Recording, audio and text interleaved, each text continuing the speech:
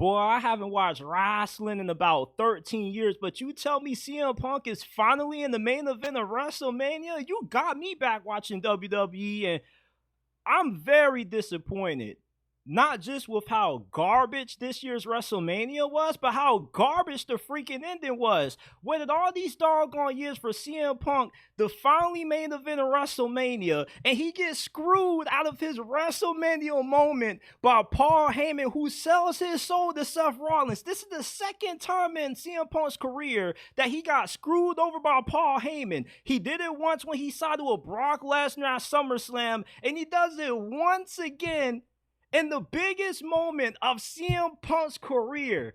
And look, this match saved WrestleMania 41. Let's just be honest about it. Look, I'm not going to act like I'm that in tune with WWE. I didn't know who half of these guys were.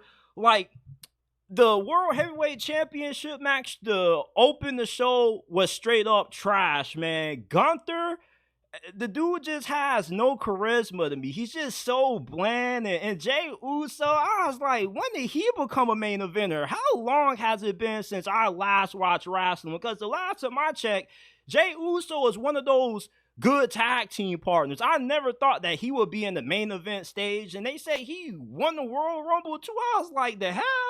Now, the matchup that I felt was the best was LA Knight versus Jacob Fatu. Jacob Fatu, this brother needs to be playing defensive tackle for the Pittsburgh Steelers. How the hell are you 291 pounds doing backflips off the top rope? And that's something that really shocked me when I was watching WrestleMania 41.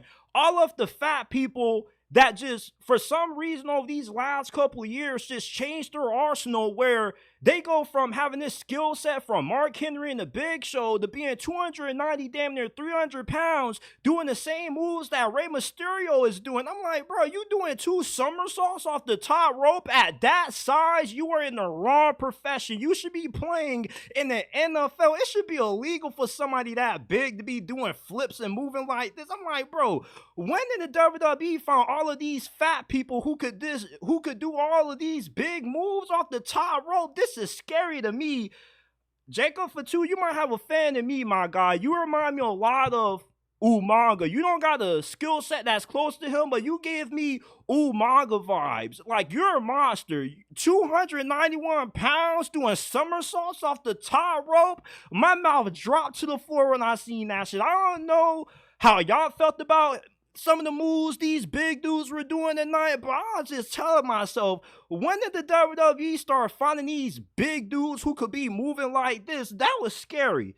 LA Knight, I do know about him just because I'm not a complete wrestling novice. I used to be a big wrestling fan back when I was like 13, 14 years old. So I used to be tapped in with TNA. So when I saw that LA Knight was in the WWE, I was like, when the hell did WWE merge with TNA? When did some of these TNA guys join the company? But LA Knight, he definitely deserved to lose this match. You know, that Jacob Fatu dude was just on a different level. But I feel like at this point, you got to elevate LA Knight to the main event stage. I felt like the 2 women's matches were pretty good. Naomi versus Jade Cargill, that was a pretty good one. Naomi's athletic freaking her own right, but that was a pretty good match. Also felt like the Tiffany Stratton versus Charlotte Flair match was pretty good as well. I thought Charlotte Flair was going to win. I thought the nepotism was going to take over. I was like, you're Ric Flair's daughter. No way they're about to make you lose at WrestleMania. But other than those 3 matches, everything else was incredibly disappointing to me. I still can't believe the World Heavyweight Championship was just so dry as what it was. And it just felt like the crowd had no emotion at all. And this year's WrestleMania didn't really feel like WrestleMania. What happened to the backstage promos? You know, it just felt dry. And then you got sponsorships all over the map. I'm like, what the hell is this? Is this WWE or is this UFC? But the triple threat match, let's get to this, man. This was one of the best triple threat matches that I can recall in a very long time watching WWE. I mean, this had everything. It had drama. It had momentum swings. I thought CM Punk was going to win it. You waited so many years to finally get an opportunity to main event WrestleMania. There was no chance he was going to get screwed over by Paul Heyman. Yes, he did. And earlier I said he got screwed over at SummerSlam by Paul Heyman. It actually was Money in the Bank. Correction on that. But immediately when I saw Paul Heyman get the chair, I was telling myself, you can't trust him, CM Punk. You know better, Phil. You know better, Phil Brooks. You cannot let Paul Heyman ruin your WrestleMania moment. And then he ends up giving them the chair. I thought he was going to give it to Roman Reigns. He gives it to CM Punk. And, of course, he screws him over, hit him into the balls. And I'm like, okay. Roman Reigns is going to win it. Of course, they're going to let him win it. He's like the face of the company now that John Cena has fell off. But no, he punches, he uppercuts Roman Reigns in the ball. And was I the only one who thought it was a little weird how he uppercuts Roman Reigns in the balls and then he's like rubbing it in? I'm like, what's up with all that? You already hit him in the family jewels. Why you gotta rub it in? And then, of course, he ends up giving the chair to Seth Rollins. And I saw theories floating around on X that Paul Heyman was going to side with Seth Rollins. So I wasn't too shocked.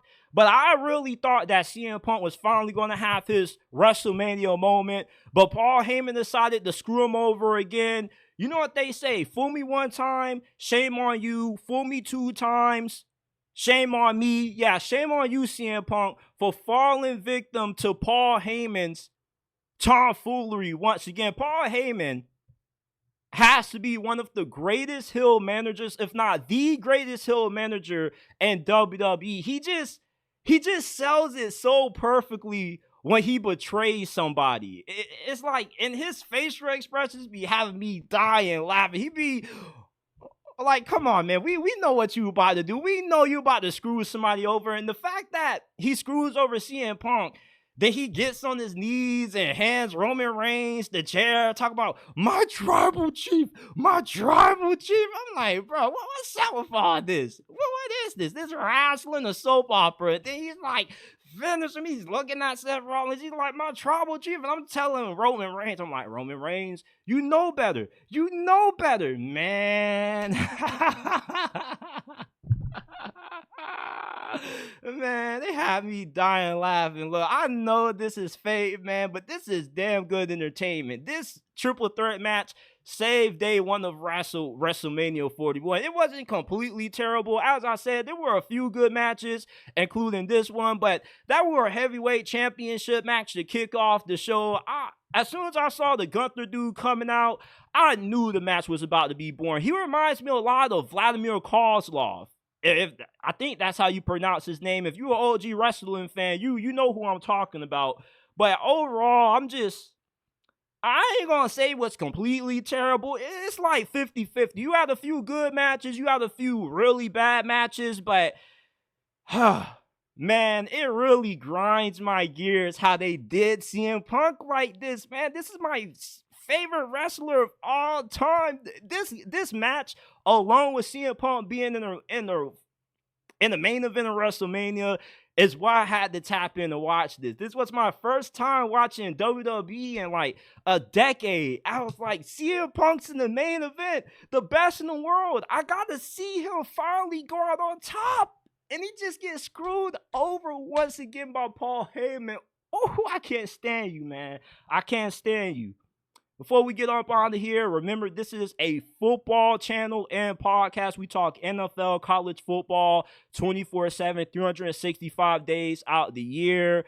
We are on a wrestling channel, but if you love football, this is the right place for you. Make sure that you check us out wherever you get your podcast from. Apple, Spotify, links are down in the comment section down below. Like, subscribe to the channel if you're new, and I'll see you guys shortly with another video.